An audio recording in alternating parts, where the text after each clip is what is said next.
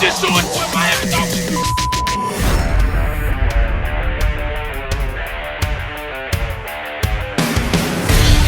The pressure, he's in trouble. Loses the football. Touchdown! Got it! You have got to be kidding me. Jalen Waddle. It's a Dolphin touchdown. Throwing deep upfield on the near side. That open. Touchdown! Looking deep, he's got a man. Touchdown! The run from Tua Tagovailoa. Touchdown! He's going deep. He's got it for the touchdown again. Tagovailoa trying to make up for it. Fires to the end zone. Touchdown! Beautiful day to be a Dolphin fan. 1, 2, 3, hit! Let's go!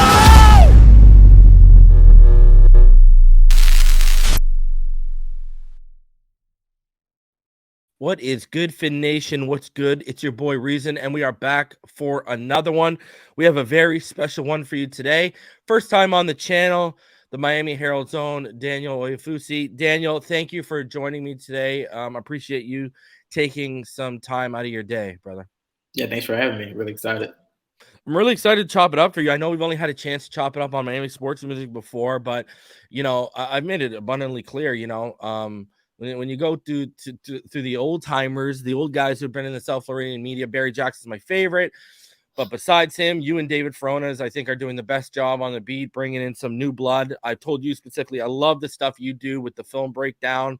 Keep that stuff up. We we do it over here on Phinside The NFL, but Miami Herald, Sports Sentinel, Sun Sports Sentinel, they all need that kind of knowledge, man. So I appreciate the hard work you put in, man, because I see it when I read your work. So I really wanted to let you know again how much I do appreciate the work you put in to help make the game easier for fans out there to grasp and get a hold of. So, man, I appreciate the work you do, brother.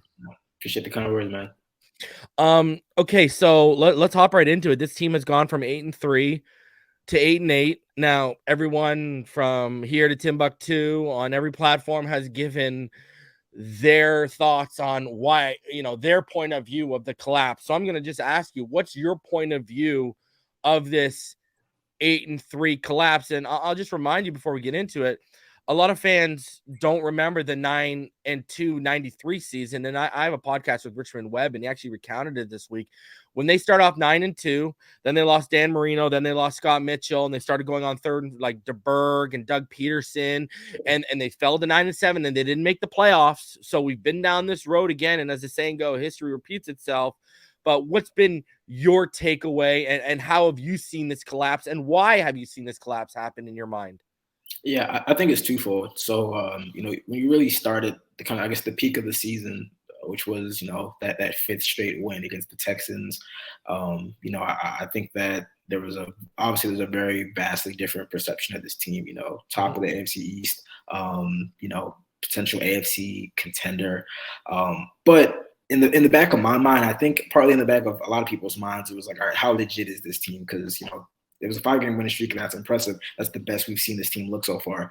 But it came against, what was looked at as their soft schedule. They beat up on the Browns, and they, had to go toe-to-toe with the Lions and the Bears, teams that, weren't really expected to be that competitive or as competitive as the Dolphins this year. So now we're like, all right, what happens when they start facing like legitimate playoff teams? They had four straight games or 5 straight games so far against teams that are either in the playoffs or they're in the thick of the playoff race.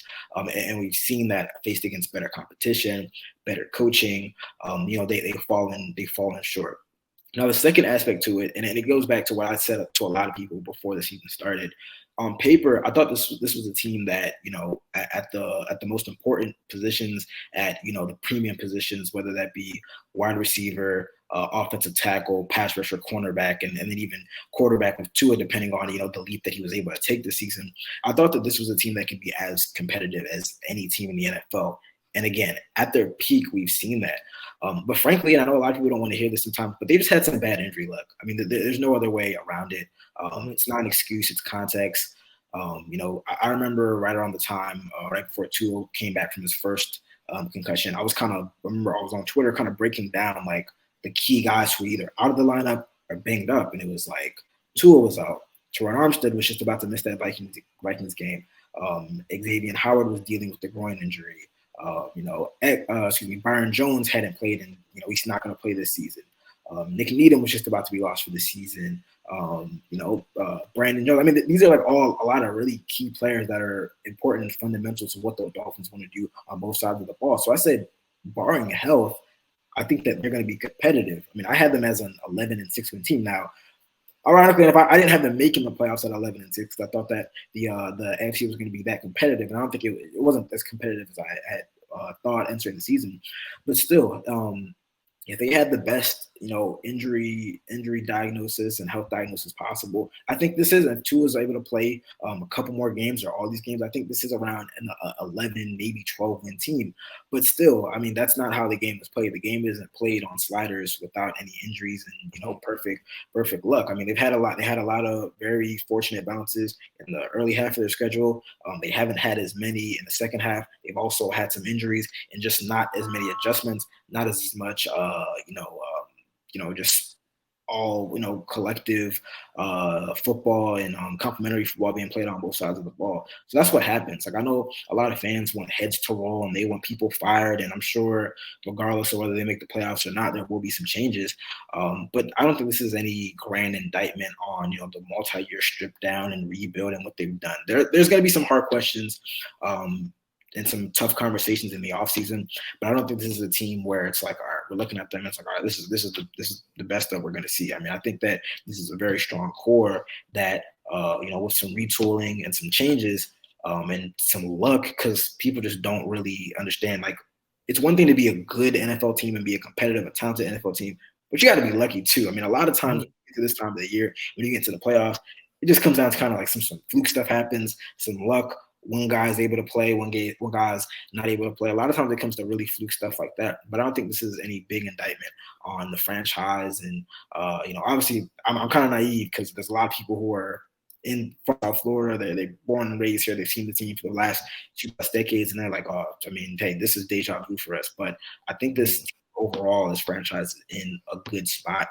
Just a really unfortunate stretch right now. And we'll see if they can turn things around on Sunday. The old saying, got to be lucky to be good and good to be lucky, right?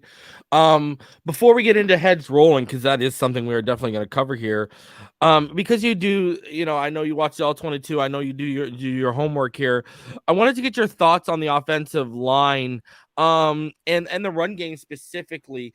As the season has progressed, I've become I've become one of the few people, I think, under the umbrella of, I think we have the 27th rushing attack. Now, I know Raheem Mostert, I call him Raheem the Dream. I know Raheem is doing some amazing stuff. I know Jeff Wilson's done some good stuff when he's touched the football. But I think overall, and I just want to hear your thoughts on this, I think overall McDaniel doesn't have the personnel he needs on the offensive line to execute. I think people like you mentioned sliders and stuff, right? People think like they get in this Madden mentality of, right, when trading players, if you trade that player to this team, they're just going to slot in and they're going to be just as great. The schemes, all that kind of stuff doesn't come in, the thought process of some of these people when you talk about this kind of stuff. And scheme specifically for this, I don't think people understand how complicated of a run scheme this is, and how, listen, I'm not saying we're full of meatheads, but you can't have meatheads, right? You got to have guys that know what they're doing, et cetera, et cetera. We've seen issues with Liam Eichenberg. Hunter Long's been a disaster when they've had him in there pulling.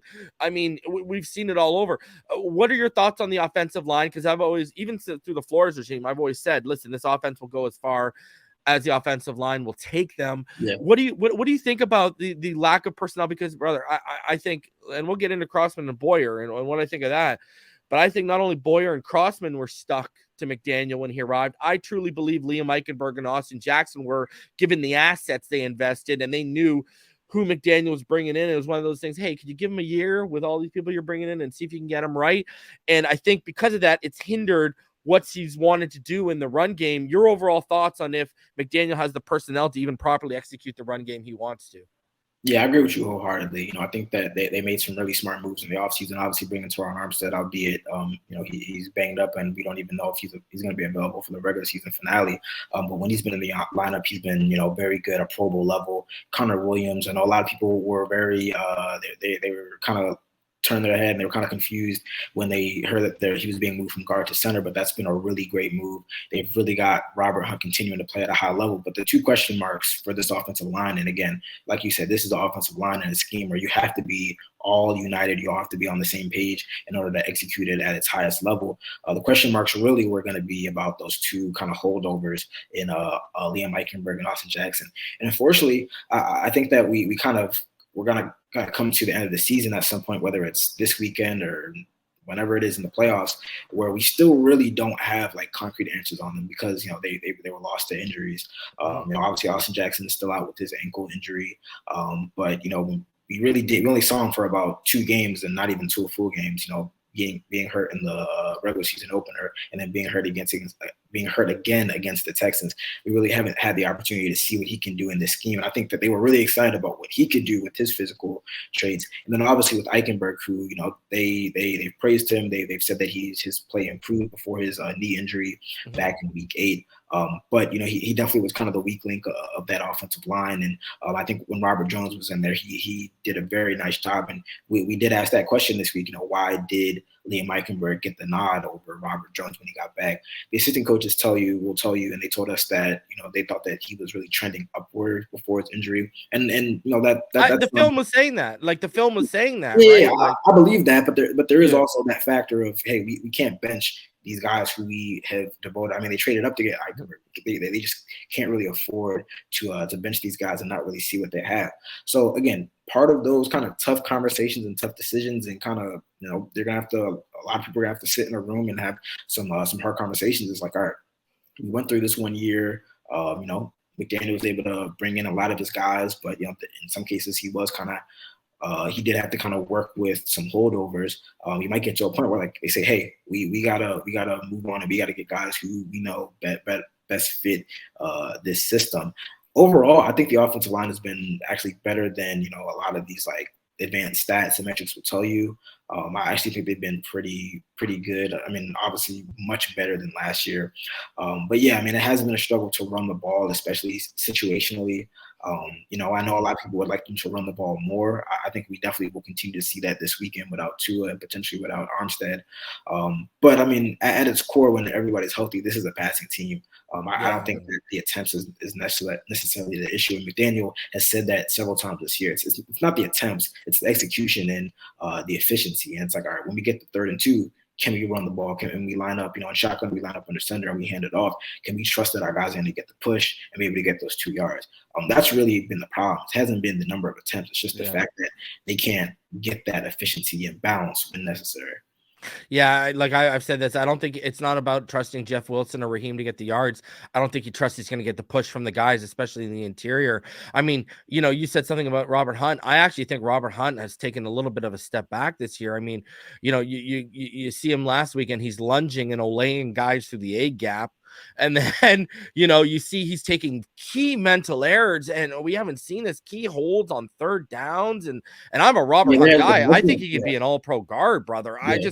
I'm looking at this. I'm like, man, I just haven't seen this from Robert Hunt. And I'm like, I don't know. Because another thing we're getting into is like when Robert Jones and Brandon Shell is playing, Daniel, we're playing guys for 7, 8, 9 games that should only be playing for like 2 or 3. We're overextending guys, and the film's coming out. The defenses are seeing it. Oh, this is how you beat them. Oh, this is how you beat them. Like Robert Jones has gotten worse as his sample size has grown bigger because he's not ready to be a full-time left guard in the NFL right now, right? We're just being stretched due to injuries, like what you said. And you're right. It's context of the situation as much as people don't want to hear it. The defense, Daniel.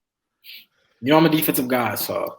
Yeah, let's talk about this. Because I've been calling them a Jekyll and Hyde defense all season. And what I mean by that is I thought, minus the Patriots game, like that just happened, I thought they've been phenomenal. They've been pretty damn good at home. I thought they've been an absolute train wreck at times on the road. And listen, I get the head coach and the quarterback. The quarterback takes all the blame when you win and lose. I get all that.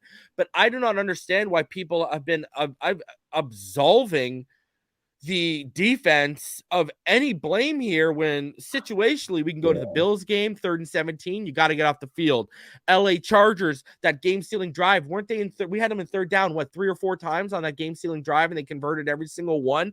I mean, Barry Jackson put out that great article showing that, listen, and I've actually been saying this, and I love that Barry Jackson put that article out because I've been saying it. Listen, they'll come on the 3rd quarter, they'll give you a bunch of 3 and outs, whatever.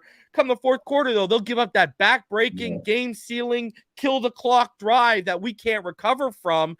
And, and I do think sometimes it's on personnel, but I think a lot of the time it's been on Boyer putting our personnel in unsuccessful positions. We can go back to that 3rd and 17. There's just a lot of plays we could talk about. Your overall thoughts about this Dr. Jekyll and Hyde defense, because you're a defensive guy, Daniel, and I know you got to be looking at me. When you get 18.5 points per game at home heading into that Packers game, but you're averaging 31.5 on the road, you're going to look at the coaches, Daniel, and you're going to say, why isn't this home defense traveling? No? Yeah. So I'll start with the whole home and the road kind of disparity. I don't make too much of that. I mean, if you look at the schedule, just kind of put it, side by side. I mean, they played a lot. I mean, they just played better teams on the road. I mean, you look at their road schedule, Lamar Jackson, Joe Burrow, Josh Allen, Justin Herbert, the San Francisco 49ers. I mean, these are just better offenses. I mean, honestly, if you look back at the home, I think maybe the best offense they faced at home is, the Bills and the Vikings. I mean, off the top of my head, I don't know if there's a better team or better offense. I'll give you that. Yeah. Exactly. So I don't really make too much of that. I will say though that there has been a mix of the coaching not putting players in the right position, and then obviously the injuries just kind of taking out a lot of that firepower. I mean, this was a defense that relied on they had a clear identity, and even with Flo gone, one of the earliest stories I wrote before the season started was all right, is there any possibility that they change their philosophy? So many teams are going to those too high looks, only rushing 4, settling in zones more. I wondered if they were going to do that at all, because Landon Roberts said, hey, we gotta evolve a little bit. We know what we want to do. We gotta evolve because teams are going to catch on, and that's what happened. I mean, especially early in the season, we saw it very clearly. I mean, teams were like, "Hey, we're not gonna, let you line up in that cover zero and let you tee off on our quarterbacks, and we're gonna get the ball out quickly. We're gonna stress you more horizontally than vertically." And teams have made quality adjustments. I do think that Boyer at times has made he's made adjustments. They've played more cover, kind of, I guess, too high looks than we're accustomed to seeing. But I think that those injuries have definitely caught up to them to an extent. I mean, they were top 5. I mean, I believe they led the NFL in takeaways a year or two ago. They're bottom 5 in the league now. They really lived on those big plays, and you don't get that. And you're just kind of asking, just to kind of generally flip the field or whatever. I mean, they don't have Agba. I know Agba didn't have a great year before he got hurt, but they don't have him. Byron Jones. I mean, people, whatever you want to say about Byron Jones, it's clear that his presence on this team is very important as a kind of a second cornerback that you can kind of put on the island at times. Nick Needham as a really good slot player, Brandon Jones as a blitzing safety. I mean, these are all very, very key players. I mean, there's no way around it. And I think that a lot of the guys, Kader Kohou, Verone McKinley, some of the guys that they've thrown in there have played pretty well at times. But when you lose core pieces to the defense, it's going to be kind of tough. I think in recent weeks they've actually played pretty well and well enough. I think Mike McDaniel even said it. I mean, they played well enough to win against the Patriots. It's just that the pick six kind of flipped the tide of that game. But again, you're right, and as Barry mentioned, I mean, there's a constant theme of end of half, end of game situations. They play very well for the first 45, 50 minutes, but when there's a late drive that you need to get a stop, they haven't been able to do it. And I think that part of that is situationally, the coordinator, Josh Boyer, and the coaches putting them in the right spots. But also, do you have enough game-changing guys? I mean, I think that Jalen Phillips has really good spurts, but I think you need a little bit more from him. Bradley Chubb, they gave him a lot of money, gave up a lot to trade for him. He said it himself. He can take it up to another notch. Christian Wilkins is playing phenomenal, but obviously there's guys that you have invested a lot as well to really step up in those spots, and they just haven't had it late in games.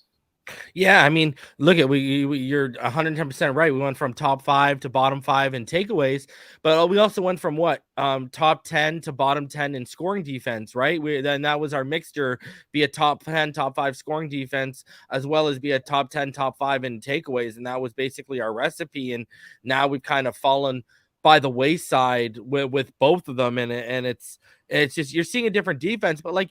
Even X isn't in form. Like, look at that Green Bay game. Have you ever seen X drop a pick that easy? Yeah, I just you don't usually see that. It's been tough. It's been tough for everybody. I even wondered, like, I wondered when they traded for Chubb, like, was that going to mark like a philosophical change? Like I said, like rushing 4 more often. Their blitz rates are pretty much the same. The pressure rates are a little bit better. The sack numbers are just kind of mad. It's just they're just kind of lacking those game-changing plays, and that's what usually they feasted on. I mean, I remember last year they had like some crazy takeaway streak. Like it was it was like 20 straight games with a takeaway, and now it's like, all right, we're kind of lucky if we even see them turn the ball over, turn the offense over. So yeah, I mean, hey, that's one of the tough conversations that they're gonna have. That's the worst part, Daniel. We go into games against like known mistake-prone quarterbacks, and we don't force them into mistakes. And it's like we got the talent to force them into mistakes, even with the injuries. And I think you're right. Like I've made an argument, it might be a little bit controversial, but I actually think Brandon Jones might be a bigger loss than Byron Jones in the sense of this. You could have had Trill Williams and you had all these backup numbers, but they all got hurt to slot in for Byron, right? Or you could have kicked Cater out there and kept Needham in the slot, but all these injuries have killed the people behind Byron. But Brandon Jones allows you to do a lot of the aggressive stuff you want to do, right? Like he's a key piece, like what you said. He's probably our best blitzing defensive back, right? And because they're on like guys like Justin Bethel and Noah Benogany, they're not going to trust the other side in these over-aggressive sub-packages by pulling their safeties up. If you got Justin Bethel on the other side of X, that's a recipe for potential disaster if you got no safety help behind him or Noah on that side too. So I think Brandon Jones has been a key loss to what they want to do. And it's like you said early on, you saw, right? Like Lamar Jackson last year, kind of, you saw they were starting to catch on to our cover 0 stuff in the fourth quarter, but it was just too late. But they put out the blueprint, right? Quick hitting stuff horizontally, like you said, get it out into the flats, get it out to the behind the line of scrimmage, and just let your playmakers do whatever they got to do. And it's, you've seen every quarterback when they've done, guys have gone from being like frantic and like, what do I do, to like, okay, calmly, they know. They just know what to do, right? Yeah, I mean, that's cool. That's why early in the year, like I put out a tweet. I know a lot of people disagreed with me, but I was like, all right, the defense has enough talent where like they can sometimes overcome missteps by coaching, but like they're being outcoached. I think that now we're seeing. I mean, I've given Boyer credit at times. Like I thought the Pittsburgh game when Brandon Jones went down, I thought he made some very good adjustments in the secondary to compensate for that. But again, it's like every week you got to keep on making those adjustments because teams are going to catch on. And again, I mean, philosophically, I don't know if they're able to really do what they want to do at a high level. And I mean, it's kind of like the conversation that we've had to tiptoe around the past couple of weeks, like the fact that he's a holdover. And, one of the decisions that McDaniel's going to have to make is, are the injuries an excuse? Is there proper context? Or is it best that we just kind of go another way and build this defense in a different form? But again, I mean, we still got one more week at least, and we'll see how that goes. And you've seen where McDaniel's come from, those zone-based, spend heavy on the front defenses. And you said, you've been wanting to transition. And it looks like that's what we're starting to transition to. Were you kind of thrown back by how nonchalant Boyer was when you guys asked him this week? And he's like, I'm at peace with it. Like, were you kind of thrown back? I mean, you kind of have to be as a coach. I mean, I understood where he was coming from. I think, you could kind of tell being in there, he was a little emotional because, I mean, these are coaches and these are players, and we criticize them at the end of the day, but they are human beings. I mean, this is a dream. Like I really like Josh Boyer. Like honestly, like I have had a lot of times to speak to him before the season. Whether it was during training camp and OTAs, and like talk about his background, because again, like I love really breaking down the defensive side. So like just knowing his background and everything. I mean, this is like a lot of like all players and all coaches. This is a dream, like for you to get to this spot and be in this position. So of course, he's human and he hears this stuff about him potentially getting fired and losing his job over it. And it's not like he's not trying his best. I mean, he's trying to make it work. And it's obviously as frustrating as it is for fans and media when we're like, why isn't this defense performing up to expectation? I mean, it's probably just as frustrating for him. So yeah, I mean, it's stuff that we have to ask. I mean, we have to ask those questions. But you also have to understand, like, hey, I mean, he probably hears it too, and he has to have that mind. If he's too concerned about that and he's thinking about that while he's prepping, I mean, that's wasted time and wasted energy. So I definitely understood where he was coming from, because he's human, and I'm sure he's heard a lot of the rumblings and stuff like that. Do you think they can win this week against the Jets with Skylar or potentially Mike Glennon? Mike Glennon, nah. I think I've been talking about it with a lot of my peers this week. I was like, if Mike Glennon is on the field at any point on Sunday, it's probably not a good thing. Yeah. The only reason Mike Glennon should be in the game on Sunday is if the Dolphins are up 35-0 with 5 minutes left in the game. Or victory formation. Victory formation. If Mike Glennon is in the game and the game is not decided, that's not good. But nah, for real, I think they can win this game. I mean, there were a lot of questions about who's actually going to start at quarterback. And honestly, for both sides, the Dolphins and the Jets, I expected all along that Skylar would be the guy to start. Now it's been confirmed or officially announced on Friday. I think that they can win this game, especially now that you have Flacco starting on the other side. It's going to be tough because the the Jets do have a good defense, and I think that they rattled Skylar a bit, but I think he actually held in well in that first game in Week 5 when he kind of made his debut.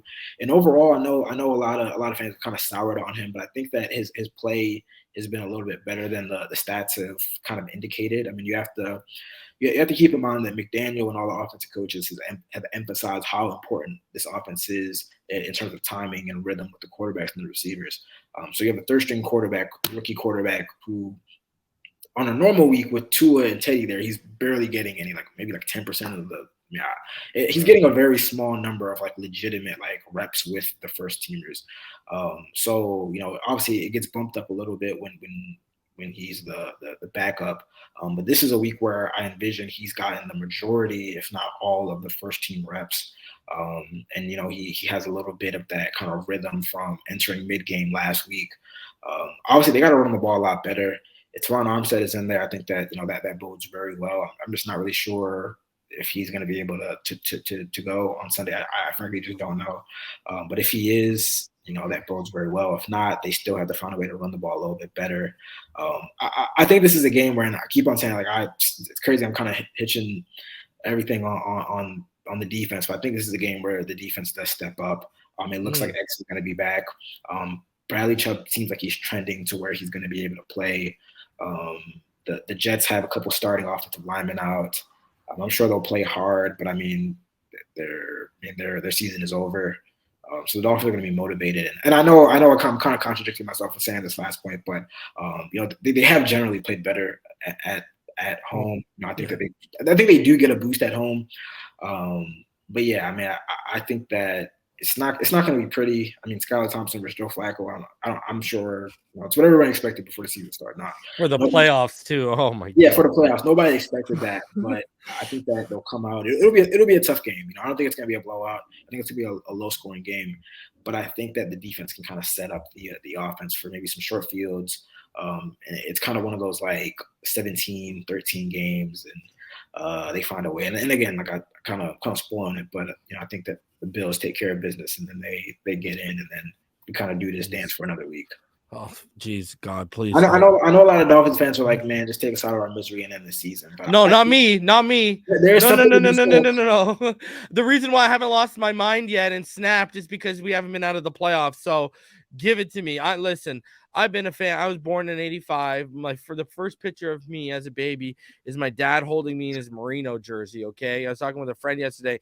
Remember the black boxes when you're younger, when you get like illegal pay-per-view and all the illegal cable channels and stuff? Yeah. Man, I used to have that for the Dolphins and Pittsburgh Penguins when I was a kid. So I'd never miss my games because I'm up here in Canada and stuff. So no, give me the playoffs. Okay. Like, I don't care how. I don't care if I'm selfish. I want to cover a playoff game. So yeah, exactly, man. See, my bad. I got too excited thinking about it. I don't care if it's Skylar Thompson. I don't care if it's Teddy Bridgewater, Mike Leonard. I want to cover a playoff game. You know what? Because you know why? We also know too, brother. Any given Sunday, that you never know. You just especially never know. in the playoffs, it's a whole new season, man. So, I gotta ask you this because you've been covering this team now for a few years. How you're sitting back now, okay? We'll talk about Tua and his availability here for a sec. We've spent all this money since you've been here, Daniel, on backup quarterbacks, and we've managed one win, and it took a Dolphin killer, Tyrod Taylor, having his worst career game against us, and we still barely beat the Texans. What are your thoughts on how much money they spent? Because, Daniel, you go look at KC. Remember a couple years ago when Mahomes missed some games, they could win games with Chad Henne. Yeah. Right. And they didn't have a studly running game at that point. All right. They were still working in guys and stuff like that. The committee, all these other teams can get wins with their backups. And we're now into two regimes where we can't win without Tua. I mean, I guess that just shows how important Tua is. I'm not going to go there. We're not going to do that. Yeah. I mean, it's tough. I mean, especially because, they did. I mean, they literally brought Teddy in for this type of moment situation. Being a veteran guy who can step in and give similar production, and it's kind of a crapshoot with backups. I mean, they're backups for a reason. One of the funniest things to me is like people getting mad at backups, and I'm like, well, they're backups. Like, yeah, so come on. All right, maybe in some cases you have a guy who's like a legitimate starter. I think people thought Teddy was that, but when you have a guy who's the backup, I mean, you need other guys to step up. I mean, the backup is not going to win you a game by himself. I mean, you look at what the 49ers have been doing with Brock Purdy. He's been playing very well, but he's also been set up to succeed very well because he has a really good running game. He has playmakers who are stepping up, a very consistent offensive line. And it's one of the best, I mean, arguably the best defense in the NFL. I mean, the bar is pretty low for you. I mean, I think Purdy's playing well, but I mean, it's not like he has to like win the game every week and do everything by himself. Yeah. Again, I mean, even last week, I mean, the Dolphins definitely tried to make things easy on Teddy, but they did not run the ball. I know that they said, hey, we want to run the ball early so we're not in third and long situations, but they just did not run the ball well enough to sustain drives. At the end of the day, I mean, they scored 21 points, but they had 14, when the game was really, still up in the air. And I mean, that's just not going to get it done. You need guys to step up. You need a defense that's maybe going to turn the ball over, set you up with a short field, kind of like the Patriots did with their turnovers. And they didn't have that. Obviously you would have hoped for better, play from Teddy. But he is kind of that stopgap backup guy at this point in his career, maybe a fringe starter. And you have to have a lot around those fringe guys in order to succeed. I mean, this is what happens. There are a lot of teams who have fringe guys who really aren't starting quarterbacks in the NFL. And if they don't have a lot of other things working well around them, they struggle. That's what we've seen. Yeah. I mean, one thing that's been frustrating for me with McDaniel is, we talked about Brock Purdy, right? And what I love about them, and even I feel like even Staley did this with Herbert against us. They kept it simple, predicated everything they do with Herbert or Purdy off the run game. Now Herbert's got a better arm, so you can push the ball beyond 15 into tighter windows and a lot farther with Herbert, and make a lot bigger throws with Herbert. But I feel like they did it. It was okay. Get the run game going, whether it's Eckler or McCaffrey. Then play action or bootleg to the opposite side. Keep everything in front of the sticks. If it's going to go beyond the sticks, we're going to be selling the run on that play to try and bite everyone up, to open the windows. Just very simple, setting your quarterback up for success. And I feel like there was even a stretch where McDaniel should have been doing some of that with Tua when he was healthy. And I was really kind of, we were down by 2, Daniel, and they were dropping back Skylar like we were down by 11. And I was like, listen, even if you're getting 1 or 2 yards, the run game is going to be Skylar's best friend in these kind of situations, because let's be honest, Daniel, you can prep him for 24 hours a day for these 7 days. He is not going to be NFL starter ready. You can just hope you get him as ready as possible for week 18, but he's not ready to be a starter in the NFL, and a weekend's going to change that. You just got to hope you can get him. You can have a really good game plan in place, and you can have him as prepared as possible. And I just feel like, and I love McDaniel, I just feel like, and I don't know if you've seen this, Daniel, but I just feel like sometimes he doesn't even put our quarterback, whether it's Tua, Teddy, or Skylar, sometimes he doesn't put them in the most successful position. Yeah, I mean, I think we saw that early on in the losing streak with the first 2 games against the 49ers and the Chargers.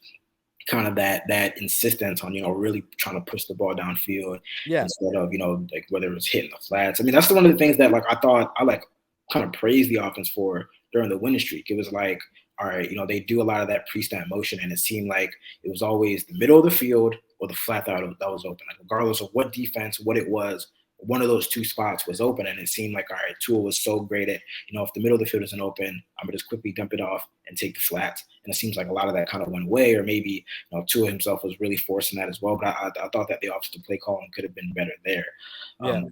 Again, obviously with backup quarterbacks, and now with Skylar in there, I mean, you have to.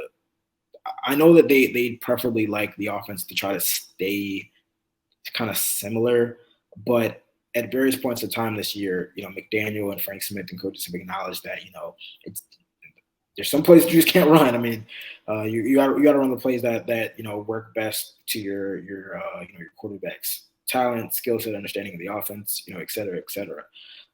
So again, I mean, I think that they take a similar approach against the Jets as they did last week when they try to run the ball, and I hope that they continue to I know a lot of people don't kind of disagree with me on this as well, but I don't understand why we haven't seen more screens, especially on early down, just to get the ball out quickly. If teams are playing off, I know that during the Chargers game and they didn't play off, they pressed them, but if they're gonna play off, get the ball out of your quarterback's hands quickly, and just get some cheap yards. Let that be an extension of the run game if possible.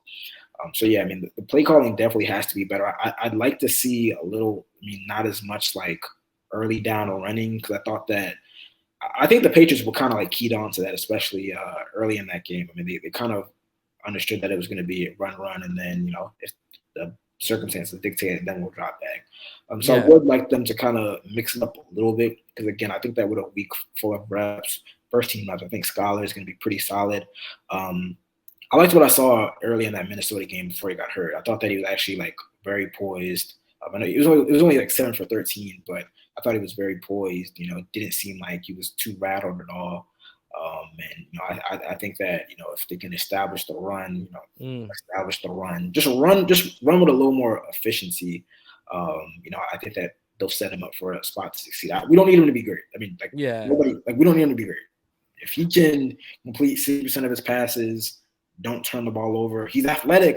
I honestly wish he would run more, because he's athletic as well. Where he can scramble if you go 1, 2, 3, 4 and you don't see your guy. He can scramble and pick up some yards, and hey, then it's maybe 3rd and 7 instead of 3rd and 11 or whatever.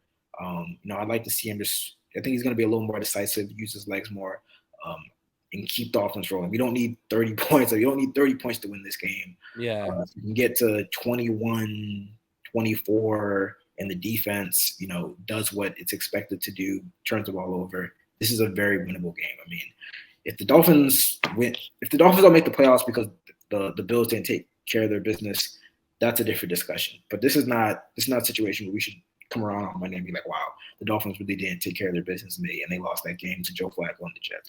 That shouldn't be the conversation on Monday.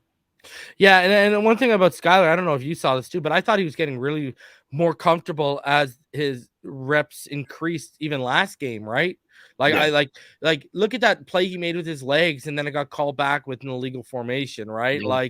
And then you look at that touchdown he threw at the end there, making the play with his legs. Skylar was getting more comfortable, and I do like he offers something that Teddy and Tua don't offer with his legs and the ability to overextend plays the way he can.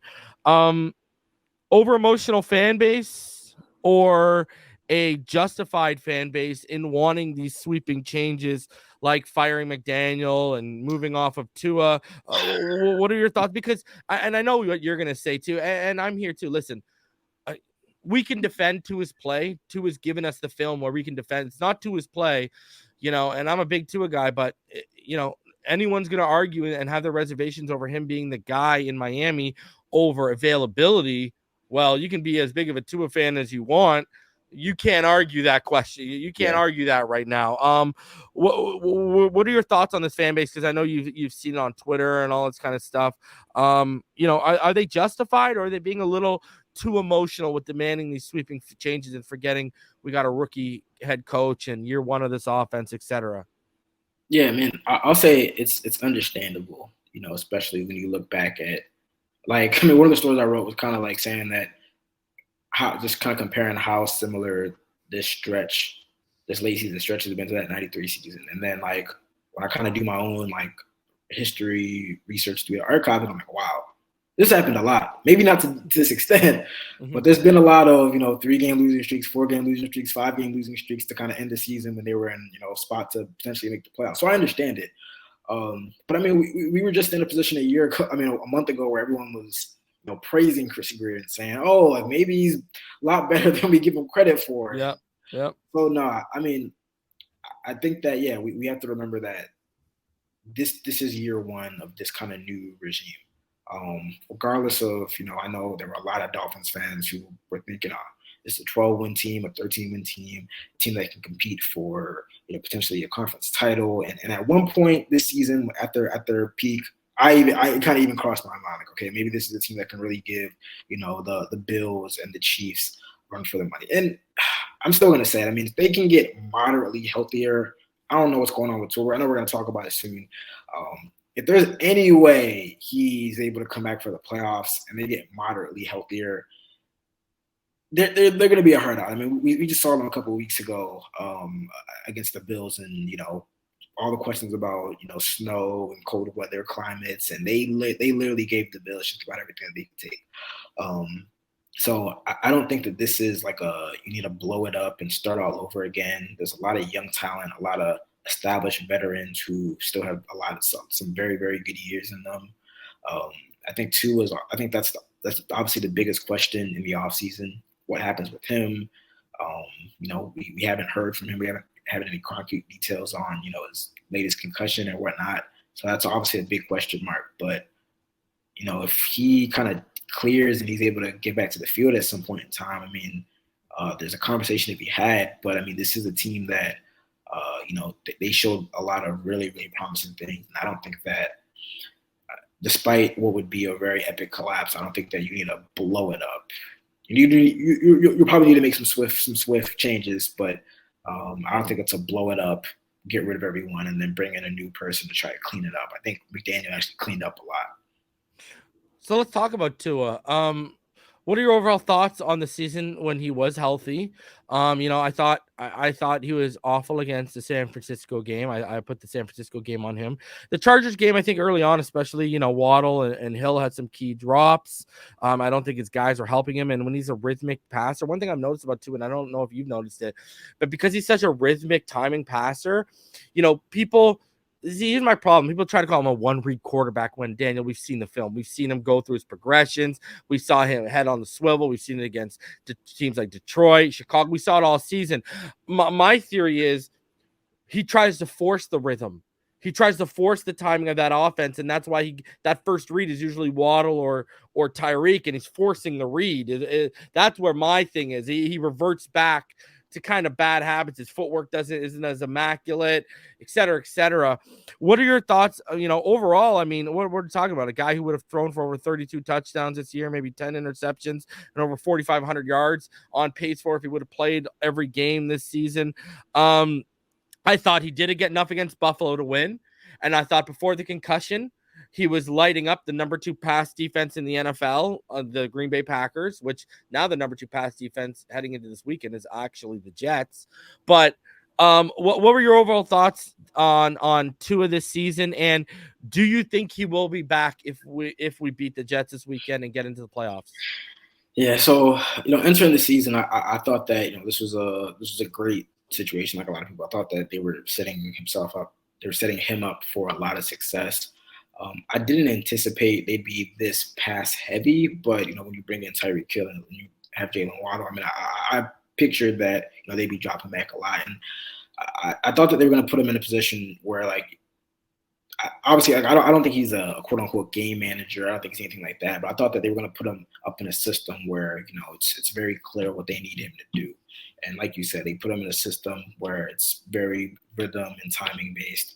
And with the stress that the combination of Tyreek Hill and Jalen Waddle put on defenses, they were going to set him up in some spots where you hit your guy and you let him work.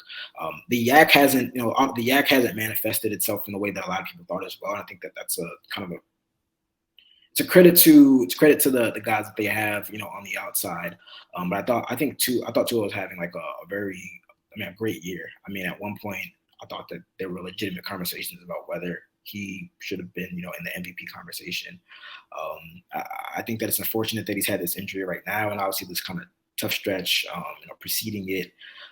Because we never really get to see like how he would have performed against the Patriots. I think that if he played against the Patriots last week, they win that game. I think that if he plays Sunday, if he was to play Sunday, I think it's very obvious. They probably win that game.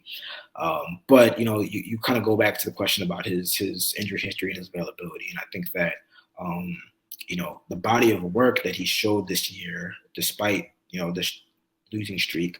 I think he's shown that it's someone that you can win with and because of. But the question after this latest concussion is first off, we don't know what the diagnosis, what the timeline is for a return. And it's going to be very hard. They have to make a decision on the 5th-year option, which, I've talked to some of my peers who think it can go both ways. I think they think that it's a no doubt that they exercise that 5th-year option and get the extra year on the books. There's some people who think that they might just decline. The Dolphins might just decline it and then say, hey, we're just going to play out this final year, and then after this year, we should have a very clear view of who you are. If you play well, you play well. If you get hurt or you don't play well, then we know either way. The injury question is just something that you just can't. You can't ignore at this point. It's unfortunate because I thought McDaniel he's done a lot of really, really good things with him. But, when you talk about the type of money that's going to be, given out for the top tier quarterbacks, we got Justin Herbert, Joe Burrow coming up this offseason. Lamar's contract is going to be revisited again. It's hard to justify right now giving to a contract that lines up with any of the contracts that those guys are probably going to get. Yeah. Talent-wise, I think that he's shown that he can be a franchise quarterback, but in terms of availability, that's a legitimate question mark. And in terms of what happens, if they are able to get into the postseason, I don't know. I mean, I know there was a Jay Glazer report that he was kind of aiming for the first week of the playoffs. If they made it, McDaniel said, we haven't discussed any publicly. He said we haven't discussed any timelines with Tua. We just don't know where he is right now because the first time Tua had a concussion, they were giving us a lot of concrete details on his what stage he was in the protocol, and he was going to be able to do this, do that. We don't have any of that. I mean, I truly don't even know where he is in the protocol right now. For all we know, he's in the early stages because he hasn't been on the field. But I mean, we don't know because we haven't been told. So it's hard to kind of forecast what's going to happen if they make the playoffs and then you have an extra week where Tua could potentially return to practice. We just don't know. I think that that's a question for the short term and the long term as well. So, I mean, the Tom Brady rumors are starting up again, thanks to Albert Breer. I warned people before the season started that if the things didn't go right for Tua this year, be prepared for the Lamar Jackson stuff to start lingering up again, and you hear the rumblings again, because I've been hearing Lamar Jackson. Now, this is the second season I've been hearing rumblings from Lamar Jackson. I mean, hell, I heard Lamar Jackson the day we got Tyreek Hill was in, was that Jimmy's Seafood? Yes, local spot. I heard Tyreek was in Jimmy's Seafood and told everyone, and I'm paraphrasing, that they got that boy Tyreek. I would win a championship with that team. Okay, so I've heard a lot of stuff going back with Lamar. He's been telling people close to him for quite some time. A homecoming to Miami is it is something that he would entertain. We know Ross loves big franchise guys. What are your thoughts on the rumors again, even with that play he had? There we went from MVP discussions a mere 5 weeks ago, Daniel, to now Brady and Lamar Jackson rumors are popping up again. I mean, what are your overall thoughts on this? I mean, is the media as fickle as the fan base? Yeah, I mean, it can seem like that at times. I think that at one point during the season, it was like, hey, is Tua going to get some of these big contracts that other quarterbacks, are getting? And now it's like, all right, there's legitimate questions about whether he is the quarterback of the Dolphins' future because of his health. I don't think anybody's really questioned it because of his play, but because of his availability and his injury history. All I can say right now is that, the Tom Brady rumors were very real and legitimate, as displayed and shown by the punishment that the Dolphins got for tampering with Tom Brady. It's very clear that there was a lot of mutual interest right there. There's a lot of layers to that because you have a guy in McDaniel and Greer who kind of banded together because they thought that they can bring the most out of Tua. I think that in recent years, with the way we've seen a lot of players, high-profile players, especially quarterbacks, switch teams, you can never count something like that out. And then in terms of Lamar, I mean, there's just so many moving parts with that as well. I think everyone's even trying to wonder what's going on with the injury right now and why he's not back on the field with the Ravens. I think in a perfect world, the Ravens would have loved to have already wrapped up that contract and just be focusing on the playoffs. But that's just kind of hovering over the team right now. I have a hard time, unless they're just completely kind of done, quote unquote, done with Lamar. I have a hard time seeing them let him go to the open market and not franchise tag him or something like that, or figure out a deal in the offseason. It'd be very tough for the Dolphins to even maneuver and manage their cap to do something like that. Because if it's a regular deal, street free agents deal, brother, I've heard he wants like Watson type of guaranteed money. Yeah, I mean that's what it's looking like. I mean that's what it looks like the holdup is. Not good enough of a passer for me. I think you're a phenomenal athlete. I think you're phenomenal. I think you're a phenomenal football player. But if we're going to start confining you to the pocket, sorry, brother, you're not a $40-45 million a year passer. That's my issue.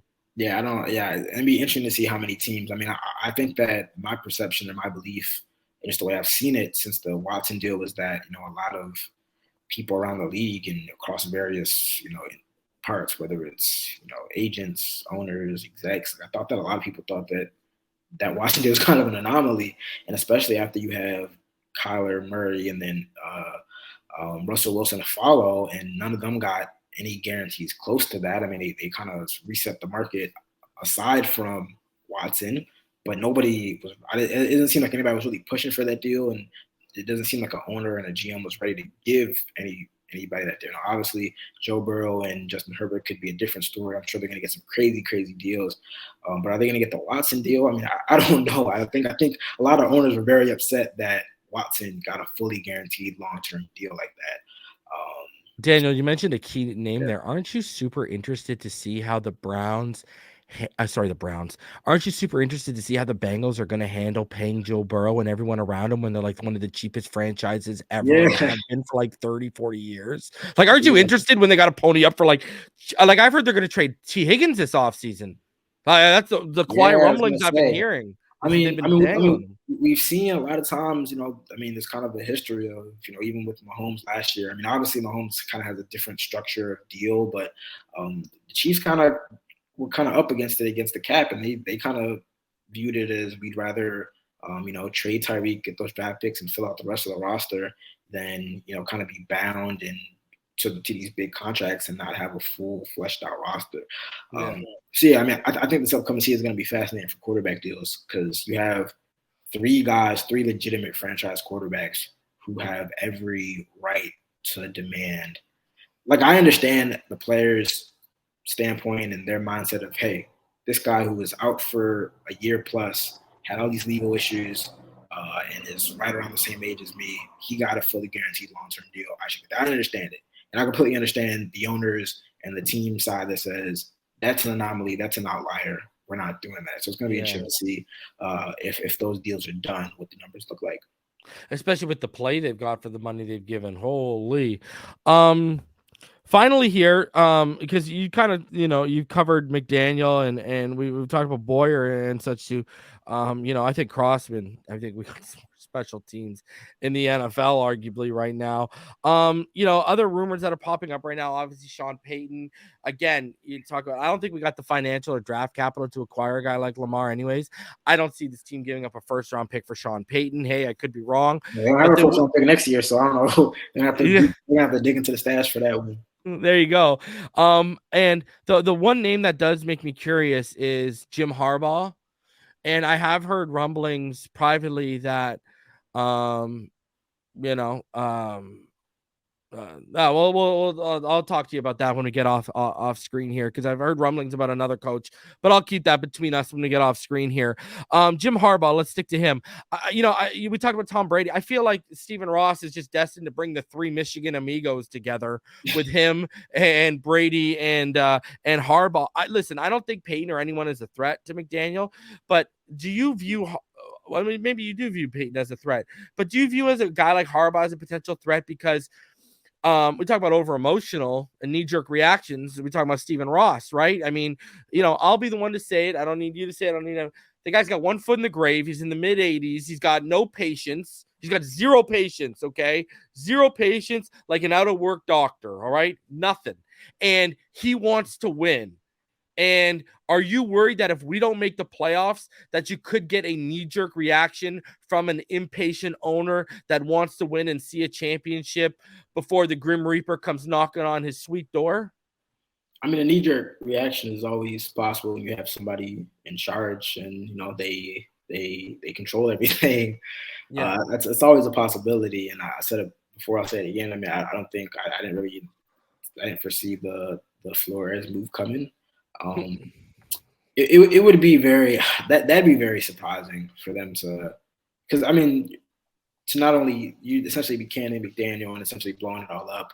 I'm sure Chris Greer might have to sign off. I mean, not sign off on it, but are you going to pair a new head coach with a GM that maybe? I mean, there's a lot of factors there's a lot of stuff that comes into play when you make a change like that. And again, I'll say it again.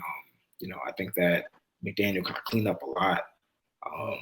This isn't a team that needs to blow it all up and start all over and get completely new coaches and players. And they're close. I mean, there's a lot of mediocre teams and a lot of teams that are just kind of around there, right? There's kind of right in the middle of stuff. The Dolphins are right there right now, but again, I think that with a little bit of injury history, some better balances. Obviously, McDaniel's a first-year head coach, and you hope that he kind of learns from this first-year experience.